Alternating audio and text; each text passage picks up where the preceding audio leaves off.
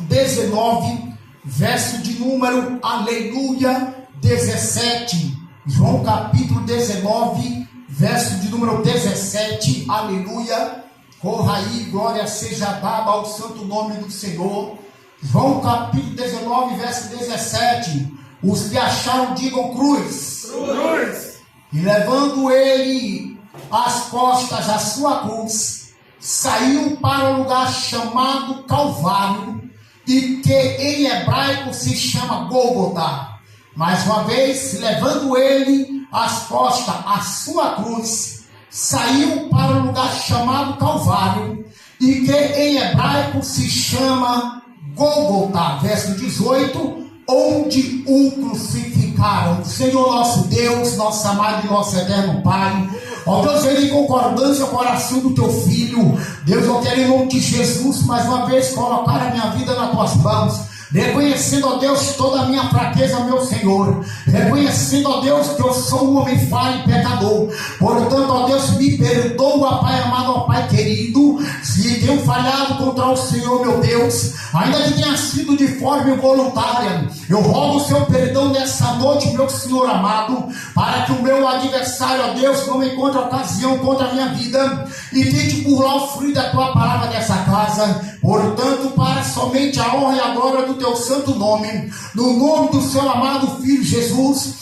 habilita-me mais uma vez, ó meu Senhor, para estar ministrando, aleluia, aos teus filhos que aqui se encontram. É o que nós oramos, acreditando em nossa vitória, em nome do Senhor Jesus. Os que assim concordam, digam amém. Amém. Queridos, amados irmãos do Senhor Jesus, quando nós nessa noite fazemos menção de dois livros, um livro se encontra no livro do profeta Isaías, 23º livro da Bíblia, aleluia, com seus 66 capítulos, 1292 versículos. O nome do profeta Isaías, queridos, significa juízo e salvação. No livro de João, 43º livro da Bíblia, nós encontramos 21 capítulos, 879 versículos, escrito aproximadamente de 80, aleluia, a 95 depois de Cristo. O tema do livro de João é Jesus, o Filho de Deus. Nessas duas passagens que nós lemos, nós estamos falando de uma profecia que foi feita 700 antes de Cristo, 700 antes do seu nascimento. Nós observamos o profeta Isaías fazendo menção, aleluia, de uma profecia que existe uma briga muito grande entre os judeus. Para que nós possamos entender nessa noite, os judeus não dizem que esta passagem está se referindo ao Senhor Jesus Cristo.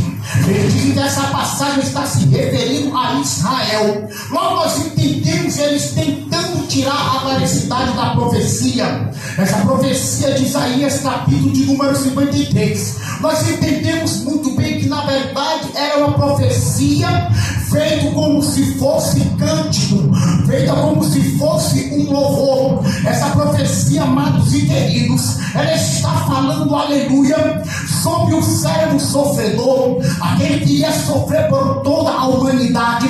Quando nós pegamos o profeta, saímos do profeta Isaías e nós vamos para João, nós observamos, aleluia, João concretizando esta profecia, João fazendo menção, aleluia, daquilo que havia sido vaticinado por Isaías. Precisamos entender de fato, aleluia, que a coisa é tão interessante que os 4 evangelhos, eles fazem menção, aleluia, da profecia do profeta Isaías, observando que se fosse nessa noite colocar um tema nessa mensagem, o tema da mensagem ele seria talvez muito agressivo, o tema da mensagem poderia ser muito agudo, porque o tema da mensagem dessa noite seria: nós matamos o Senhor Jesus.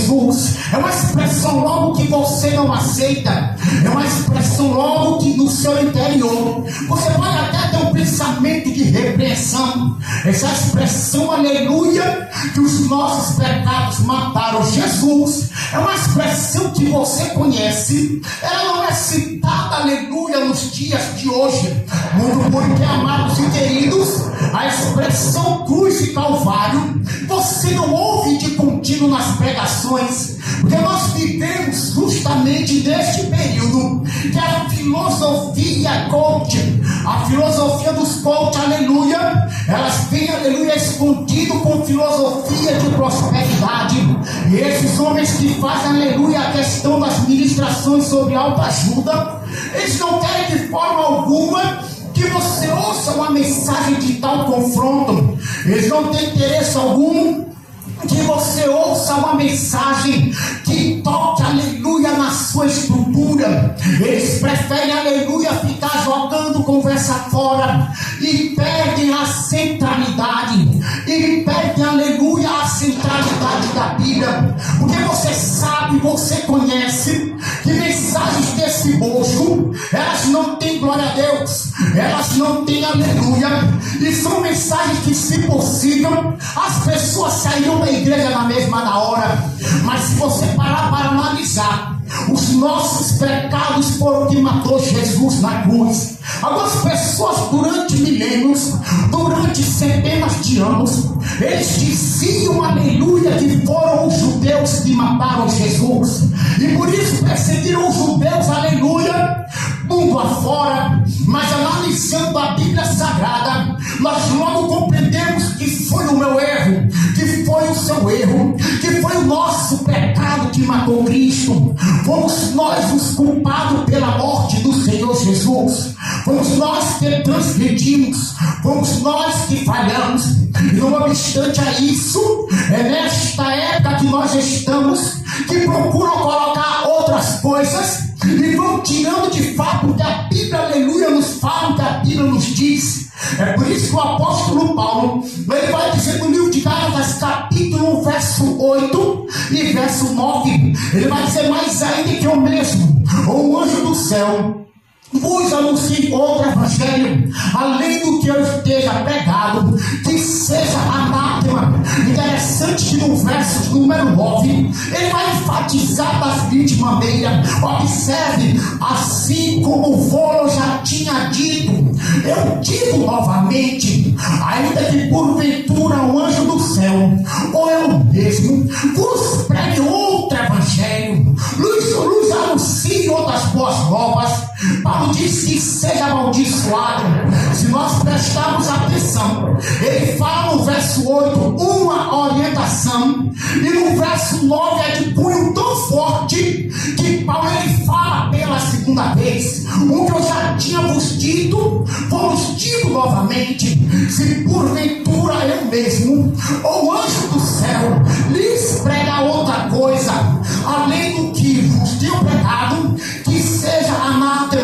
Em 1 Coríntios capítulo 3, verso 11, o apóstolo Paulo fala para a igreja de Corinto, uma igreja que vivia sobre o helenismo, uma igreja que vivia sobre a cultura da Grécia, uma igreja que vivia, aleluia, rodeada de muitos dons, mas também sitiada, aleluia, pela idolatria, sitiada pela tradição grega. Observe que o apóstolo Paulo diz, 1 Coríntios capítulo 3, verso 11, o apóstolo diz assim: porque ninguém pode pôr outro fundamento além do que já está posto, que é Jesus Cristo. O apóstolo Paulo diz que ninguém pode colocar outra base, ninguém pode botar outro fundamento de sustentação além daquele que já está posto. E ele diz, aleluia, que é Cristo Jesus. Nessa passagem aqui, Paulo está falando acerca do mundanismo que estava pairando sobre a igreja. Era sobre isso que Paulo dizia, e Paulo estava sempre alertando a igreja que ela não se desviasse da verdade, que ela não se desviasse do propósito de Deus. Existem três fatos distintos no ministério do Senhor Jesus que me chamam muita atenção. Não é necessário você procurar em livros. Observe, aleluia, queridos amados. Aleluia. A primeira coisa que me chama a atenção no ministério de Cristo é justamente o Getsemane. No Getsemane, queridos amados, foi um lugar de uma decisão de Cristo, se ele ia para a cruz ou não. O Getsemane, ele representa para nós outros um momento crucial do ministério do Senhor Jesus. Foi lá no Getsemane, aleluia, no lugar da prensa, que Jesus, aleluia, que ele teve a hematítrose, que dos seus poros saiu sangue misturado com água, devido à agonia que ele estava passando. Foi no Getsemane, querido, que ele pediu ajuda de Pedro, Tiago e João para ajudar em oração, porque ele mesmo disse que estava em grande agonia. O Getsemane é o primeiro lugar que me chama a atenção no ministério de Cristo. O segundo lugar que me chama a atenção é justamente o túmulo vazio, porque o túmulo vazio, queridos amados, ele personifica a vitória, ele personifica a vitória imensurada. O túmulo vazio, amada igreja do Senhor, ele nos representa que ele venceu, ele nos representa, aleluia, que o projeto foi feito, aleluia, com afinco. O túmulo vazio, o Getsemane, chama muito a minha atenção, aleluia. Mas interessante que a terceira coisa está justamente entre o jardim da prensa, que era o Getsemane, e o jardim da soltura, onde a morte não pôde conter o meu Senhor. Observe que a terceira coisa é justamente a crucificação. A cruz de Cristo, amados e queridos, é o que mais me chama a atenção, aleluia, nesta visão do ministério do Senhor Jesus. Porque por mais, aleluia, que nós temos visto, por mais, aleluia, que você tenha, aleluia, assistido, nós observamos que a crucificação do Senhor Jesus, ela não foi dada o devido valor, ela não foi dada o devido valor, aleluia. A crucificação, amados e queridos, ela deu-se início no século 6 a.C. A crucificação foi feita, aleluia, por intermédio dos assírios, seguido, aleluia, pelos persas e também pelos babilônios. A crucificação tinha como efeito causar terror nas pessoas que eram vencidas por esses impérios. Os persas, quando eles sucumbiam outras nações, eles pegavam as pessoas que eles derrotavam e eles deixavam pendurado, aleluia, na entrada da cidade. Os persas botavam as mulheres, aleluia, também nas cruzes, e as pessoas que passavam observavam aquela cena de horror, aquela cena, aleluia, fora do comum, que eram centenas de pessoas, de crianças a velhos, pendurados na entrada da cidade. Era justamente um aviso para que ninguém tentasse contra os persas. Era assim que eles faziam, para que tentasse se levantar contra os babilônicos, contra os assírios. A morte por cruz, amados e queridos, era colocado para trazer horror, para trazer tristeza às pessoas que viam. Segundo alguns estudiosos, queridos, amados de Cristo, quando as pessoas passavam, que elas olhavam as pessoas penduradas no madeiro, nas árvores, elas diziam que crueldade sem par, que maldade muito grande, que maldade desenfreada. Elas não conseguiam entender aquilo, porque os assírios começaram isso. Agora, amados e queridos irmãos, nós observamos que no século de número 4, Alexandre, conhecido como o Grande, ele também levou essa prática de crucificação para o meio do seu exército. Observe que Alexandre o Grande, quando ele saiu, aleluia, a unificar o mundo antigo, as pessoas que eles venciam, ele vencia, ele também colocava ela, aleluia, colocava ela nas cruzes. Ele havia aprendido com essas outras nações que a cruz de fato causava um terror. Estar na cruz era uma morte sem par. E ele com isso, aleluia, resolveu também usar de forma muito terrível. O Alexandre o Grande, querida amada igreja do Senhor, quando ele estava, aleluia, sitiando a cidade de Tiro, por alguns meses ele a sitiou. Quando ele conseguiu adentrar na cidade, presbítero Hamilton, presbítero Júnior, e ele venceu a cidade, cidade de Tiro, Alexandre mandou que pegasse mais de 2.000 pessoas e colocassem todas em cruzes. Agora você imagina 2.000 pessoas de uma cidade, todas crucificadas. Observe o erro, o espanto que isso causava. Queridos amados irmãos em Cristo, mas observe que chegou agora em cena os romanos não somente, aleluia, pegaram de Alexandre o Grande o ato de crucificar. Por 500 anos, os romanos usaram do ato de crucificação também uma forma de amedrontar as outras nações.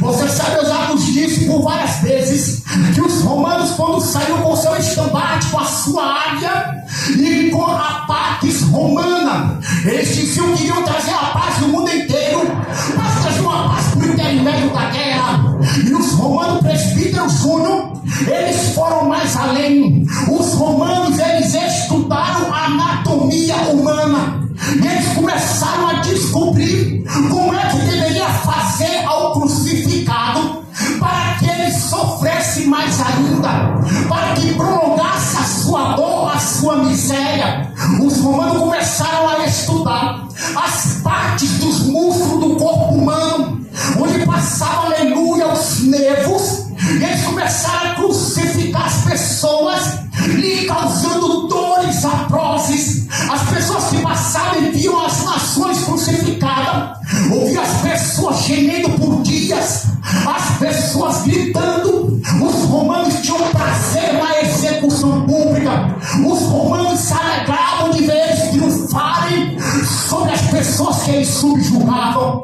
Observe, queridos amados, que no ano 71 os romanos desfadiram, eles eliminaram uma grande rebelião, que foi a rebelião dos espartanos.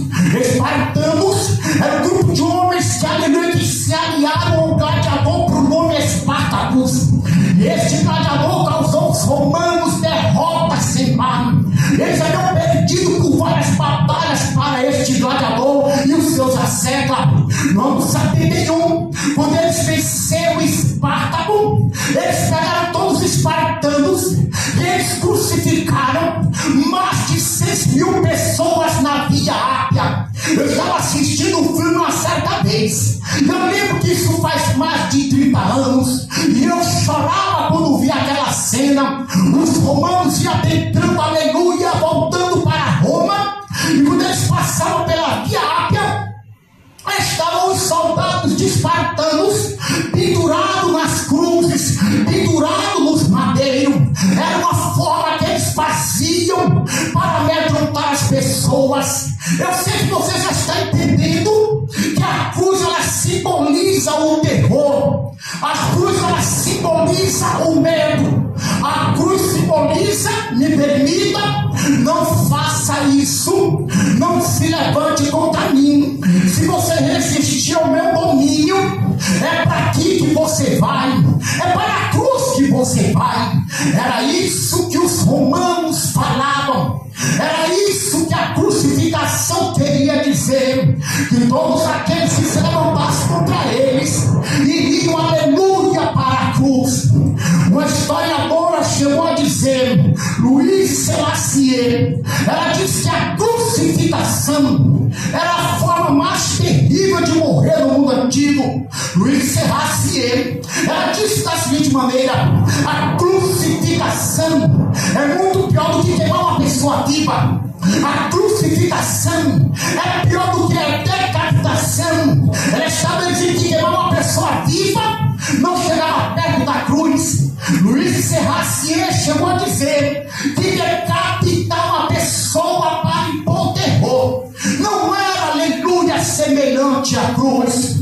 Um filósofo romano por nome Cícero, ele disse a seguinte frase: não deve ter o nome cruz dentro dos romanos. Ele estava dizendo que a expressão cruz não poderia perambular na boca do povo. Agora você imagine que medo era o nome cruz, que as pessoas não podiam no seu cotidiano falar cruz. As pessoas não podiam usar esse termo cruz.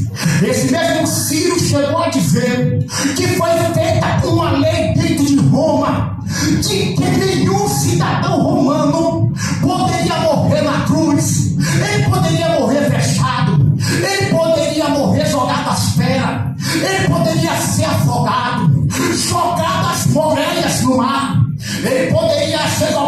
Coliseu e ser morto pelos gladiadores, mas ele não poderia morrer na cruz.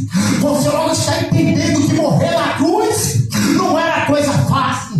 E o que me assombra na igreja do Senhor Jesus é que nós não ouvimos pregações sobre a cruz. Nós não ouvimos pregações sobre a cruz de Cristo. Ainda nessa manhã, por 2 vezes eu ouvi louvores aqui que falavam da cruz de Cristo. A diácono Miserável também hoje cantou sobre o louvor sobre a cruz. Observe que a Bíblia Sagrada nos diz, no livro de Deuteronômio, capítulo 21, verso 23, a parte B, a Bíblia diz assim: maldito todo aquele que for levantado no madeiro. Nessa passagem aqui está sendo dito lá em Deuteronômio que quando alguém pecasse e fosse digno de juízo, deveria pegar ele e matá-lo e pendurar o seu corpo no madeiro, para que as pessoas passassem, isso é dentro do povo de Deus, que olhasse isso a pessoa no madeiro, elas tivessem medo de pavor e não cometessem os mesmos erros para não irem para lá. E diz assim: o seu corpo não permanecerá pendurado. No verso 23, vocês irão tirá-lo e enterrá-lo, porque maldito é todo aquele que for pendurado lá no madeiro. Agora você pare e analise e delira comigo nas escrituras. Uma pessoa passar e ver o seu familiar pendurado na cruz, ver o seu amigo, aleluia, pendurado no madeiro, e em todo o povo ser notório que aquele que ali estava foi por causa dos seus erros, foi por causa das suas falhas. Ele foi pendurado ali porque ele errou, ele foi pendurado ali porque ele errou. Ele não estava ali de graça.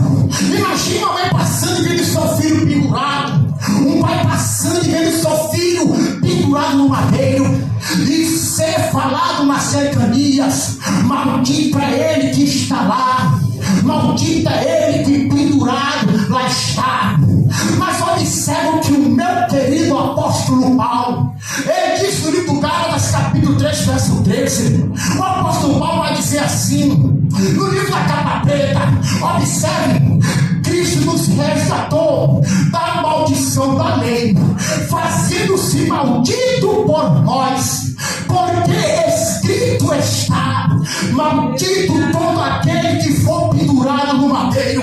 Olha o que o apóstolo Paulo está dizendo, alegar: Cristo se fez maldição por nós, Cristo se fez maldição em nosso lugar.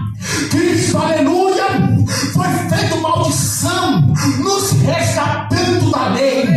Cristo se fez maldição no meio do teu lugar, porque maldito todo aquele que for para o madeiro. Analise muito bem, não perca isso do seu sentido. Jesus, ele se fez maldição.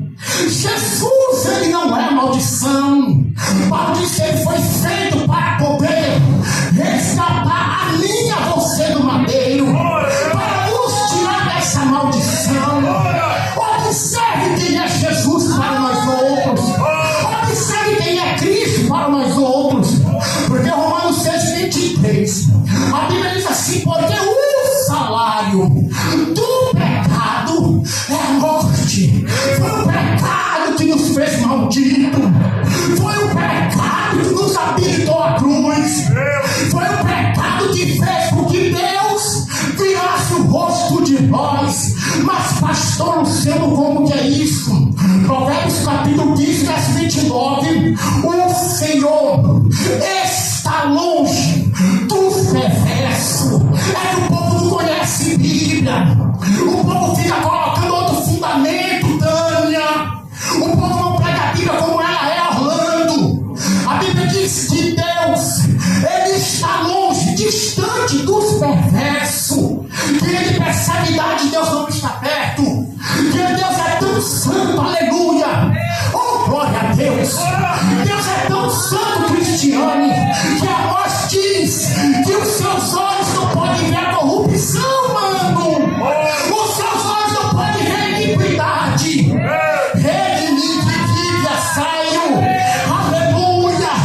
Observe, amados e queridos, livro de Devarim, Deuteronômio,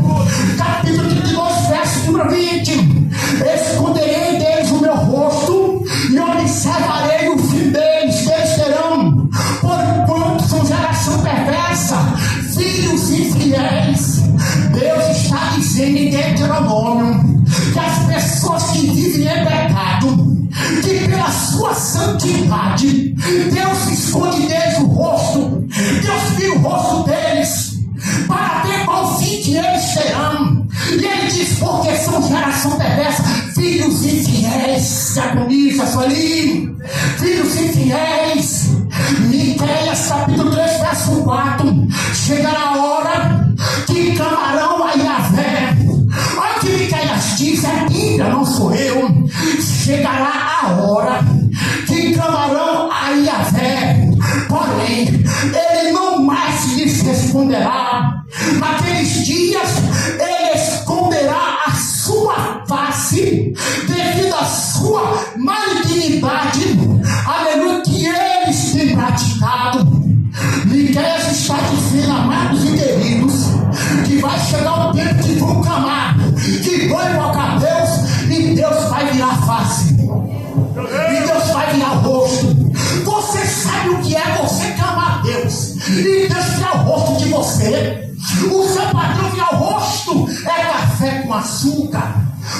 Sua esposa, seu esposo, o seu filho, o presidente, o prefeito, o coronel do BOPE, qualquer pessoa da comunidade vira o rosto para você. Mas você está dizendo aqui, Miqueias e Deuteronômio, que Deus é que viu o rosto de nós, missionários Solange, quando nós estamos em pecado.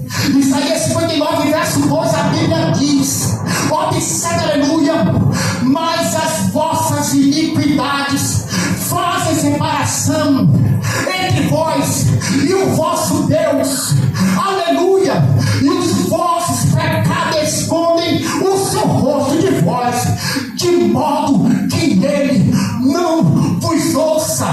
Eu estou usando Bíblia, eu estou contextualizando, eu estou trabalhando com hermenêutica para te mostrar que Deus ele é santo, que Deus é santo, santo, santo, como disse o Serafim em Isaías capítulo 6. Deus ele não muda, meus queridos. Observe o que Paulo diz em Romanos capítulo 3, verso 23. Você não vai entender a mensagem? Deixa eu ver se está dando.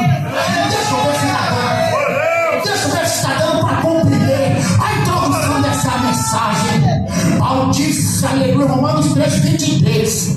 Porque todos pecaram e destituídos estão da glória de Deus. Eu gosto de explicar aquilo que eu apresento. O Paulo está dizendo aos Romanos, a principal carta catedrática das três que ele escreveu. Ele está dizendo que todos nós pecamos e destituídos já estamos agora. O que é destituído? Não temos mais acesso, não temos mais como chegar perto da glória de Deus, porque nós somos pecadores. A Bíblia me faz entender que nós somos pecadores. E observe João 3,16. Deus amou o mundo de tal maneira. Esse tal maneira que é um superlativo que eu fico babando, delirando nas escrituras. Não há uma forma correta, não há uma forma, aleluia, que nós consigamos mensurar. Diz que Deus, no trovão da primeira de prancha, que Deus amou o mundo de tal maneira que deu seu único filho, para todo aquele que nele crê não pereça, mas tenha a vida eterna. Mas observe aqui, nós vamos falar desse de Isaías 53. Observe que no âmbito jurídico, no âmbito da jurisdição, uma pessoa pode ser culpada pela morte de outra através de negligência, falta de cuidado. Uma pessoa pode ser culpada pela morte de outra por ser negligente, por ela, aleluia, nesse resultado a sua ação for uma omissão voluntária que vai dar em negligência. Judicialmente ele pode ser culpado da morte desse pelo dano causado a outrem. A expressão dano aqui é morte. Então, pela jurisdição do país, uma pessoa pode matar outro por ela ser negligente, por ela ser, aleluia, negligente, por ela não dar muito valor às coisas, por ela não ter cuidado, e a culpa da morte de alguém ser colocada sobre ela. Agora vem com a Bíblia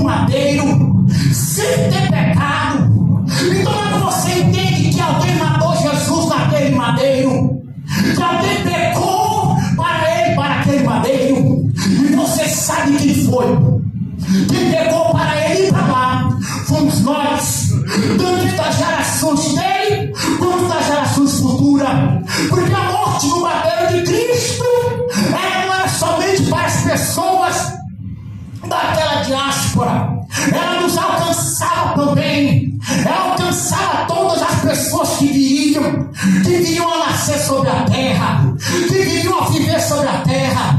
Quando nós nascemos e começamos a pecar, nós matamos Jesus de alguma forma. Eu e você e eu.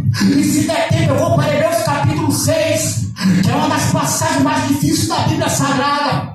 Duas coisas me chamam a atenção no madeiro. Duas coisas me chamam a atenção. A primeira coisa que me chama a atenção na cruz é a justiça de Deus sobre os pecadores não arrependidos. O que me chama a atenção no madeiro, primeiro, é a justiça de Deus sobre os pecadores não arrependidos. A segunda coisa que me chama a atenção no madeiro é o amor de Deus para com os pecadores arrependidos. Oh, aleluia! É o amor de Deus estampado ali na cruz pelos pecadores que se arrependem, que assumem: eu peguei. Aceita-me, Jesus, perdoe meus pecados, meu Senhor. Bendito seja o nome do Senhor Jesus. Observe, queridos amados em Cristo, que o profeta Isaías, capítulo 23, verso 10, diz assim: todavia o Senhor agradou Moelo, fazendo-o enfermar, quando a sua alma se pôs por expiação do pecado. O profeta Isaías 23, 10 diz que quanto ao Senhor agradou Moelo, quando o fez enfermar, fazendo expiação pelos pecados. Eu tive a curiosidade de entender isso dentro do hebraico. A expressão aleluia agradou, no hebraico ela significa hafles. A expressão se agradou no hebraico hafles.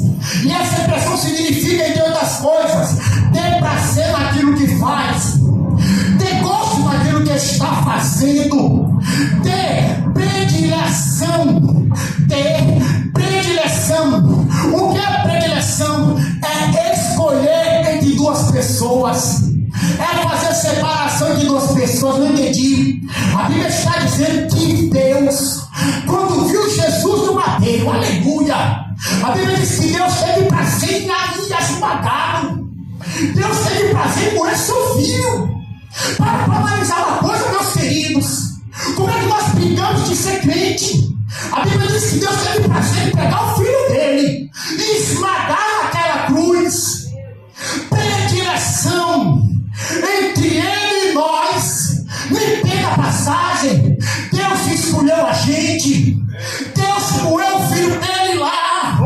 É uma expressão difícil de entender. Por isso que Deus amou o mundo de tal maneira. Por isso que o amor de Deus é tão grande. Aleluia. Meu Deus. Por isso que é grande o amor dele por nós. Aleluia, aleluia. Amados e queridos em Cristo, quando deu a meia-noite, pegaram Jesus no Getsemane, e Jesus vai passar por 3 tribunais. Jesus passou pelo Sinédrio, Jesus passou por Herodes, e Jesus passou por Pilatos. Mas essa parte aqui é a parte de flagelação. A parte de flagelação eu digo para vós outros, que eu ia precisar de mais uns 8 minutos, porque Jesus Cristo foi levado ao sarrasco. Observe que o sarrasco, eu estava estudando isso há muito tempo. Eles eram 2 homens de alturas diferentes, tiravam a roupa, aleluia, do que ia ser flagelado. Observe que deixavam ele nu. Eu estou dizendo nu. E botavam ele com as costas no tronco. Ficava um na parte alta, outro na parte baixa. Os romanos haviam feito um artefato por nome de Azorrague. Este azorrado, amados e queridos, ele era um instrumento de madeira que tinha 3 tiras de couro entrelaçados, aleluia, com pedra e entrelaçados com chumbo. Observe que esses homens, eles batiam, um batia de um lado, o outro batia de outro, um batia de um lado, um batia de outro. Por 39 vezes eles bateram em Cristo. Cristo num, batiu em cima, batiu embaixo. Segundo os historiadores, era normal que uma pessoa que passasse por essa flagelação, ela não sobrevivia, ela não conseguia ficar viva, porque as dores que ela sentia eram dores atrozes, eram dores, aleluia, que nós não podemos mensurar. Eram mais de 117 cortes nas costas. Os historiadores, os médicos chegam a dizer que dava para ver o baço, dava para ver o fígado lacerado, os órgãos internos, aleluia. A pessoa tirava tanto sangue, ela perdia tanto sangue que baixava a pressão, o coração não conseguia mais bater, e ela sofria isso na flagelação, em pé sem roupa, expondo a sua vergonha. E quando eu vejo isso, eu lembro que nos dias de hoje, preste atenção, o que nós mais vemos são pessoas que se dizem servos de Deus com seus corpos nus no meio da rua. Não é difícil você ver no Instagram mulheres de biquíni, mulheres mostrando suas curvas, mostrando o corpo que era só para o marido, mulheres exibindo seus corpos, aleluia. Observe que a forma de vergonha maior que tinha era uma pessoa mostrar sua nudez. E estavam fazendo isso com Cristo. E hoje o povo, os que se dizem crente, de homens a mulheres, fazem isso normal. E sabe que eles dizem que não tem nada a ver. Eles dizem que não tem nada a ver. Sai o pessoal da igreja e alguém diz, vai uma jovem, sai de lá daquele lugar, porque aquele pastor lá, tudo lá não pode. Vem pra cá que cá tu não pode. Cá pode tudo, lá ele não quer que faça nada. Mas esse povo não conhece de Bíblia. Prega o evangelho antropocêntrico, que os centros são eles. Jesus passa, aleluia, por esse período, e depois que ele está sangrando, levantaram Jesus e pegaram uma capa escarlate, uma capa velha, de alguns soldados, alguns entendem, uma capa velha vermelha, e jogaram sobre as costas dele. Agora você imagina um homem com as feridas que dava para ver os seus olhos. Imagine quando o sangue não saía. Eu estava alguns dias atrás preparando uma janta e a minha faca cortou um pedaço do meu dedo. Meus filhos viram tanto de sangue que saiu, a cabecinha do dedo, e aquilo me causou incômodo. Até para poder botar essa abotoadura da minha camisa, eu tive que pedir ajuda da minha esposa e meus filhos. Um dedo, aleluia, que foi cortado a ponta. Imagine você com 117 cortes nas suas costas, sem nunca ter pecado, sem nunca ter falhado, sem nunca ter cometido pecado algum. Pegaram essa capa escarlate e jogaram sobre as suas costas, jogaram sobre as costas de Jesus. Essa capa grudou no seu sangue, grudou no seu corpo, melhor dizendo. Depois desceram uma coroa de espinho e colocaram sobre a sua cabeça. Eu quero que você pare aqui e você tenha atenção, você começa a vislumbrar que quando a coroa entrou na cabeça de Cristo, observe que nenhuma ilustração que nós vemos nos filmes chega perto do que aconteceu. Porque essa parte da cabeça, as meninas que trabalham com medicina sabem disso, é a parte mais enraizada de sangue do corpo humano. Quando a coroa entrou na cabeça de Cristo, Jesus perdeu, aleluia, a sua face. Não se dava para ver os olhos de Cristo, não se dava para ver a sua boca, o seu nariz, porque o sangue jorrava sobre a sua face. O sangue jorrava sobre a face do nosso Senhor. A sua capa grudada no sangue e o seu rosto todo vermelho. Por isso que Isaías, capítulo 52, verso 14, ele diz: como blasfemaram muitos à vista dele, pois a sua aparência estava tão desfigurada, mais do que a dos filhos dos homens. O profeta Isaías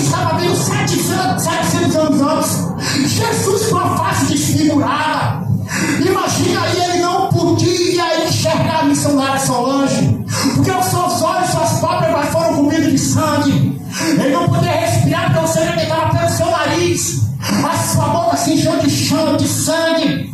Jesus com uma capa nas costas, lhe vestiram uma roupa, e agora começou Jesus, meu Deus do céu, andar pela via dolorosa.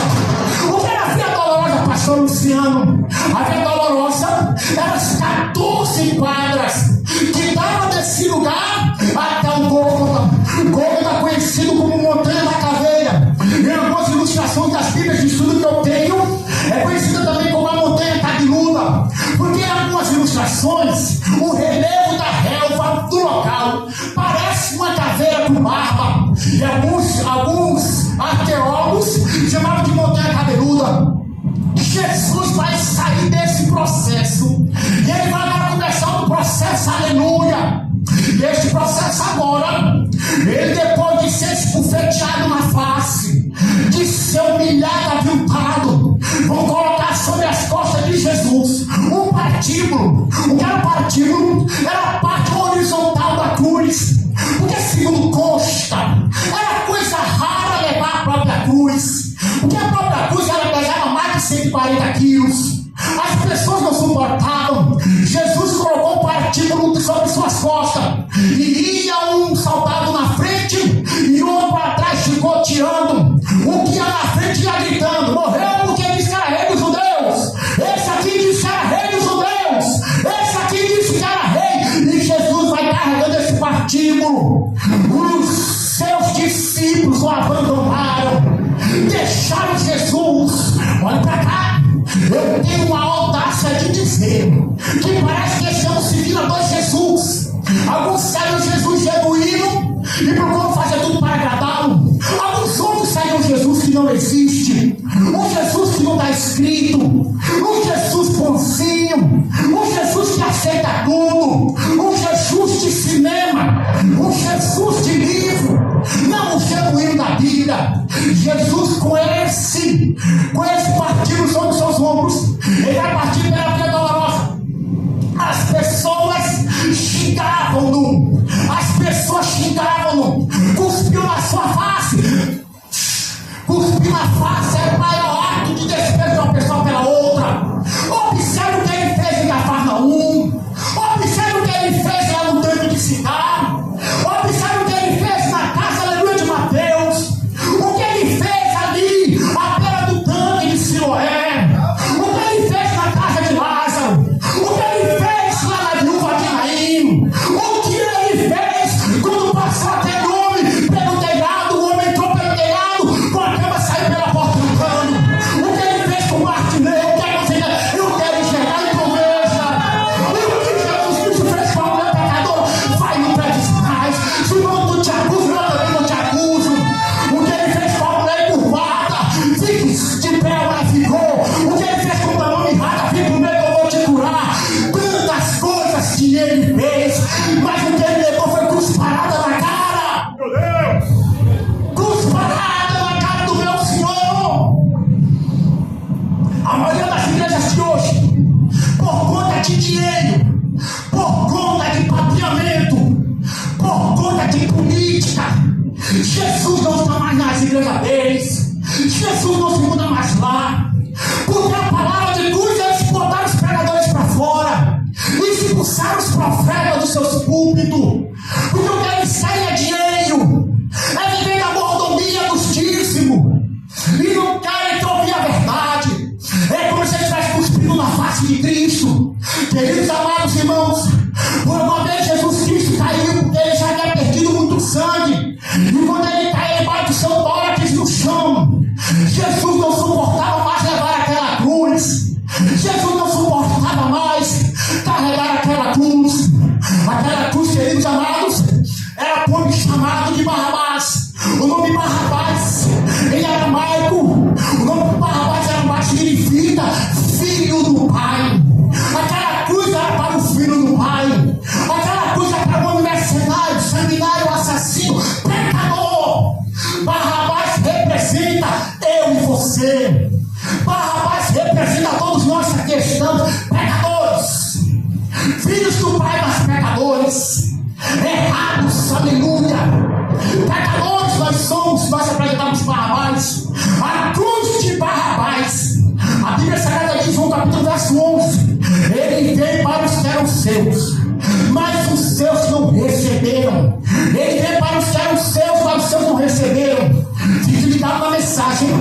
Quando Herodes levou Barrabás, e quando Herodes levou Jesus diante do povo, Pilatos, melhor dizendo, Pilatos não queria crucificar Jesus porque ele encontrou nele pecado algum. Mas observe que quando ele levou Jesus, ele perguntou para o povo: vocês querem, era período da Páscoa, vocês querem que eu salte qual desses dois homens? Jesus, o chamado Cristo, ou vocês querem que eu solte Barrabás? A multidão em plena voz gritaram: solte Barrabás! Solte Barrabás! E ele disse: ao Jesus chamado Cristo, eu faço o que com esse homem? A multidão gritou: crucifica-o! Mata ele na cruz! Mata ele de novo! No filme de Mel Gibson, A Paixão de Cristo, houve uma cena, aleluia, do ator que fez Barrabás, por nome de Pedro Salubre. Pedro Salubre fazia o papel de Barrabás. A história vai dizer que ele não era muito dessas coisas de igreja, ele não era muito dessas coisas de Cristo de Deus, ele não ligava para esses negócios de religião. Pedro Salubre, ele não queria saber negócio de ser crente, de ser cristão, queria viver a vida dele desenfiada de pecado. Mel Gibson disse para Pedro Salubre: na cena que você estiver com Kate Hudson, o homem que fez o papel de Cristo, Mel Gibson disse: não olhe nos olhos dele, não olhe nos olhos dele. Enquanto estiver contracenando, vire os rostos para ele, não olhe aí dentro dos olhos. Você vai ver na cena do filme Pedro Salubre fazendo o papel de Barrabás. Quando ele olhou para Dick Hudson, que fez o papel de Cristo, Dick Hudson, para que você tenha ideia, por 2 vezes no filme ele foi atacado por raios. Raios caiu sobre as costas dele. Dick Hudson teve um corte nas costas de mais de 35 centímetros de uma chibatada que ele levou.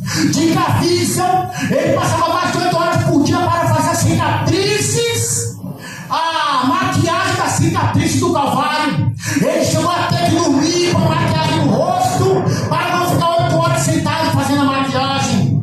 Dick Hudson, depois que fez o filme de Cristo, ele se converteu ao Senhor Jesus. E Dick Hudson nunca mais fez papel nenhum dentro de Hollywood, porque as pessoas dizem aos diretores: como eu posso botar o meu Cristo para ser traficante? Como eu posso botar o meu Cristo para ser super-homem? Como eu posso botar meu Cristo para ser Tarzan? Como eu posso botar meu Cristo para ser um roubador de banco? Hollywood fechou as portas para Dick Hudson. Quando Pedro Salubre, fazendo papel de Barrabás, olhou nos olhos daquele moço Dick Hudson que representava Cristo, você vai ver na cena, ele olhou para os olhos daquele que representava Jesus, e ele ficou, aleluia, quebrado. Ele ficou desarmado emocionalmente. Ele chegou a dizer: Deus Salubre, ele falou que quando ele olhou nos olhos daquele Cristo cinematográfico, ele encontrou ali paixão, amor e ternura. Paixão pelo homem pecador, ternura pelo homem que vinha sofrendo. Ele encontrou acolhimento, e ele se converteu a Jesus Cristo olhando nos olhos de um ator que representava Jesus. Imagina aí você olhando Jesus na face. Aleluia! A história diz: bendito seja o nome do Senhor. A história de Lucas Leonello, que fez o papel de Judas. Lucas Leonello, ele era um ateu convicto. Quando terminou o filme A Paixão de Cristo, Lucas Leonello se converteu a Jesus, aceitou o Senhor Jesus. Nós temos uma série aí que estava passando, e o nome dessa série, T-12, me ajude Davi que eu sou ruim de inglês. T-12, essa série chamada O Escolhido, é uma série que muitas pessoas que não conheciam Jesus passam a conhecer. Teve pessoas que começaram a ler a Bíblia por causa da série O Escolhido. Observe que nessa série, eu estava vendo semana passada a cena da crucificação de Cristo. Eu estou lhe falando de coisa científica, eu estou lhe falando de coisas que foram feitas em Hollywood, que foram feitas na cidade cinematográfica, que foram feitas ao norte da Itália, quando as pessoas viram um ator que representou Cristo no madeiro. Você vai ver a cena, quando acabou a cena, estavam todos jogados ao chão, espraiados, chorando. As pessoas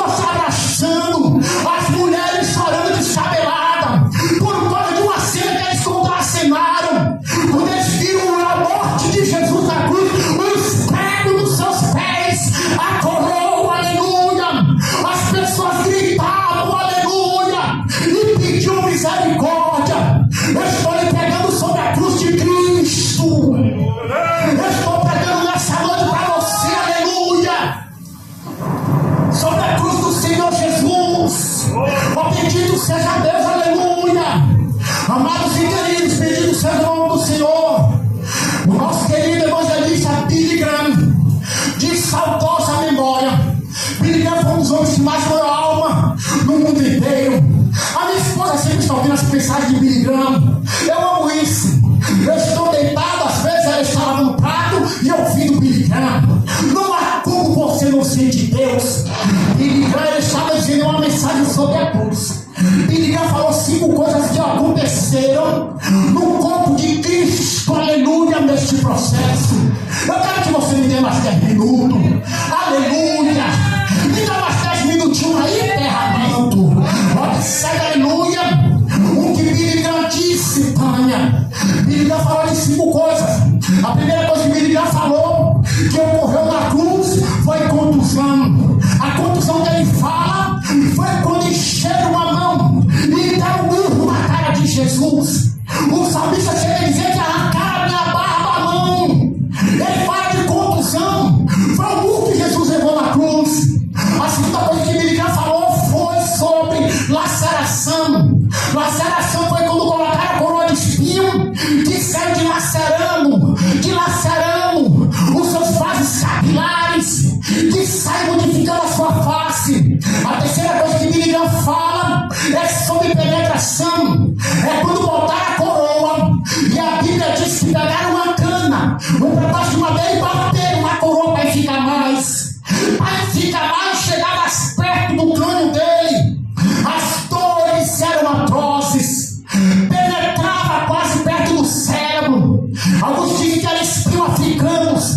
A quarta coisa que Billy Graham fala é perfuração. Perfuração, quando os fracos perfuraram os seus pés e perfuraram os seus pulsos.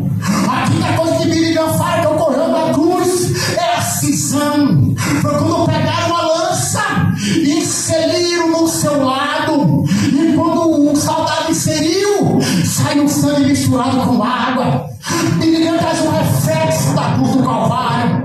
Observe que a cidade de Jerusalém, aleluia, era no período de Páscoa. E nesse período de Páscoa, queridos amados, várias pessoas estavam na cidade santa para o período da Páscoa. Observe o que o profeta Isaías diz. Isaías diz assim, Isaías capítulo 53, verso 3. Observe: era desprezado, o mais indigno entre os homens de dores, experimentados no trabalho, e como onde que os homens escondiam o rosto, era desprezado e não fizeram dele caso algum. Essa expressão do profeta Isaías está inserido quando ele está na cruz, dilacerado a face, nu na cruz. As pessoas subiam quando viam aquele homem na cruz, elas tiravam o rosto para não ver a sua nudez. Os pais escondiam o rosto dos filhos para não ver aquele homem desfigurado, nu no Calvário. As pessoas tiravam o rosto dele, mas Isaías diz que ele é um homem experimentado no trabalho. A cruz de Cristo, queridos amados irmãos, é a base central da nossa vida. Nós não, aleluia mesmo, Maciel, nós não podemos esquecer da cruz de Cristo. Você não pode fazer descaso do seu Senhor. Você não pode viver de qualquer maneira, deixar que as paixões mundanas de bênção consiga te conquistar. Eu costumo dizer que você não é os outros. Você não é, deixa os outros andarem como eles quiserem. Deixa os outros serem crentes da maneira deles, andarem no meio da rua, fazendo a igreja espetáculo, pintar a igreja de preto, botar a luz no altar, deixar eles botar pulando no púlpito, deixar eles deixados a terra, andar como cantadores a sertanejo, como cantadores de rock, deixa eles. Você não é eles. Você não é eles. Você não é semelhante a eles. Olha o que o apóstolo Paulo diz, 1 Coríntios capítulo número 1, verso 18: porque a palavra da cruz é loucura para os que perecem, mas para nós que somos salvos é o power, é o dunamis, é o poder de Deus, aleluia. Paulo diz que a palavra da cruz é loucura para quem morre, mas para nós é o poder de Deus, é o poder de Deus, aleluia. Olha o que o apóstolo Paulo diz, Gálatas 6,14: longe de mim de gloriar em alguma coisa, longe de mim gloriar em qualquer coisa, a não ser na cruz de Cristo.